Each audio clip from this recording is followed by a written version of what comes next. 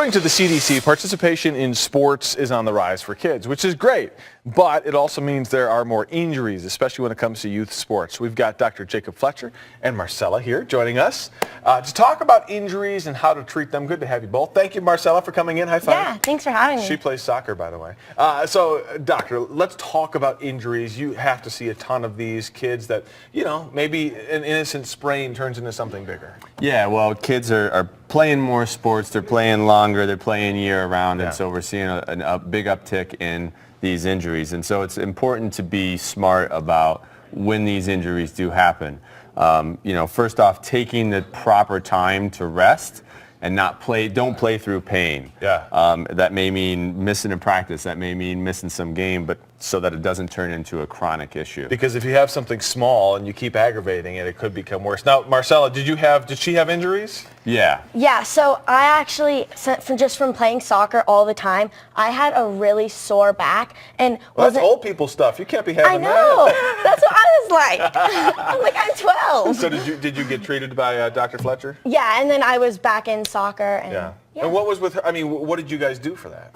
Yeah, so what we found is that when the pain persists, it's often a structural issue, and that's what we found with Marcella, is looking at her pelvis and the lower part of her spine. As a chiropractor, I'm interested in the structure, and that was locked up and it wasn't moving, and she was using her body on a regular basis, and it was turning into a chronic thing. So when things like, ice, obviously ice is something that we can use for those little injuries, but if that pain is persisting past 5-7 days of icing, that's when it's important to go to a health professional that deals with youth injuries and can properly assess. You feel good now, right? Yeah, I feel great. Good to hear. So how do you know when it's something that's bigger than just a sore neck that can be treated with ice? How do you know? Is it just long term if it keeps persisting? Well, yeah, I think if the child keeps talking about it, if they're impeded in their play after a week or longer, then it's something that's important to go to a chiropractor that is dealing with injuries, or your physician or a physical therapist, someone that can assess this injury